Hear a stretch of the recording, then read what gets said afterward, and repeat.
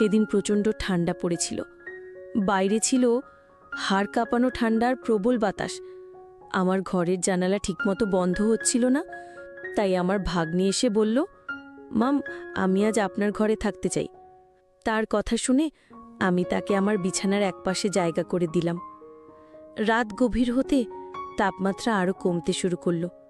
হঠাৎ সে বলল, মাম, ঠান্ডায় আর টিকতে পারছি না, আমি আপনার পাশে শুব। আমি কিছু না ভেবে তাকে পাশে জায়গা দিলাম।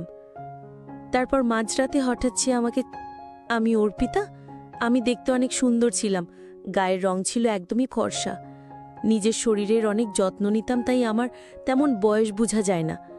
আমি সবসময় হালকা পোশাক বা ছোট আকারের পোশাক পরতে অনেক ভালোবাসতাম, যা আমাকে আরও অনেক আকর্ষণীয় করে তুলত। সেদিন আমি শহরের একটি পার্কের পাশে গিয়েছিলাম।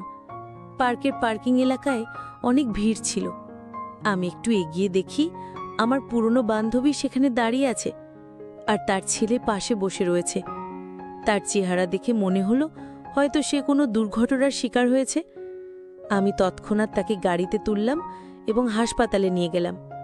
তার অবস্থা খুব গুরুতর ছিল। হাসপাতালে পৌঁছে তাকে ভর্তি করালাম।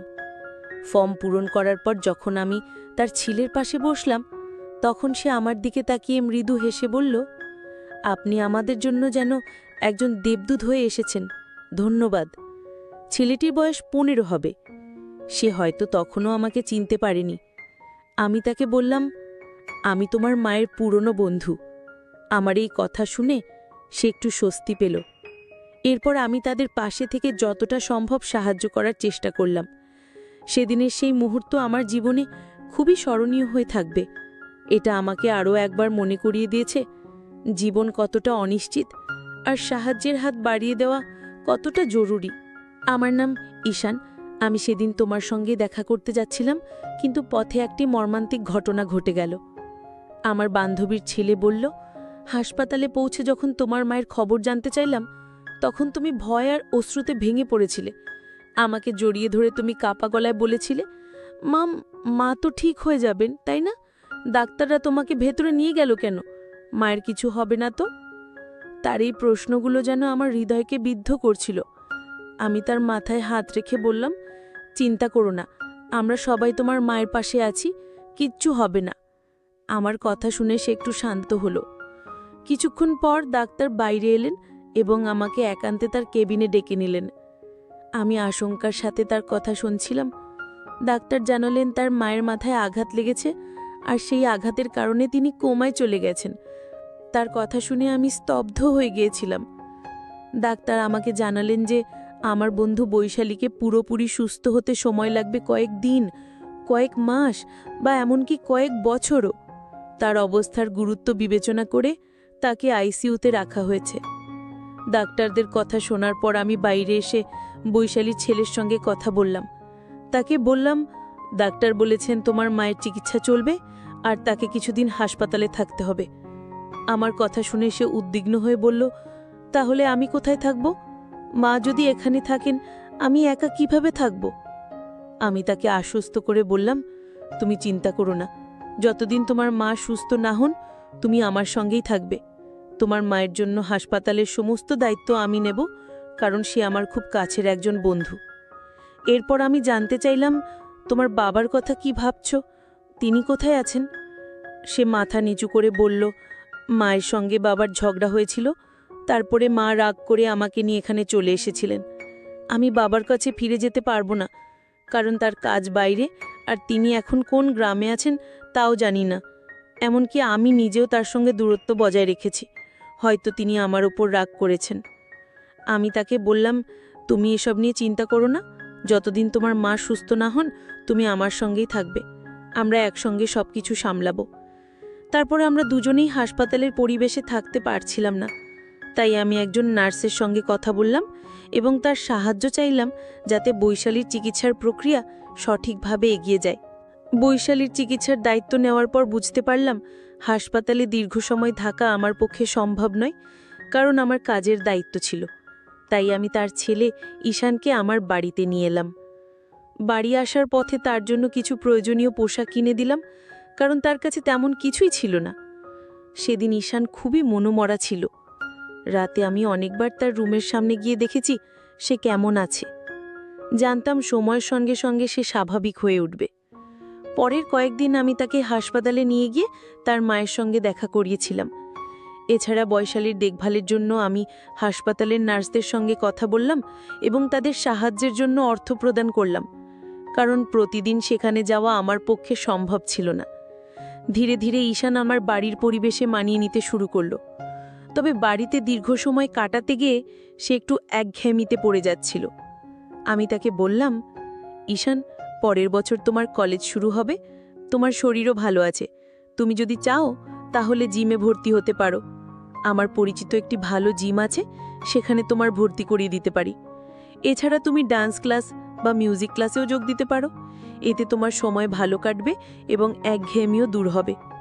প্রথমে সে দ্বিধা করলেও আমার উৎসাহে সে জিম এবং ক্লাসে যোগ দিল। ধীরে ধীরে সেখানে তার নতুন বন্ধুরা তৈরি হলো এবং তার মন ভালো হতে লাগলো।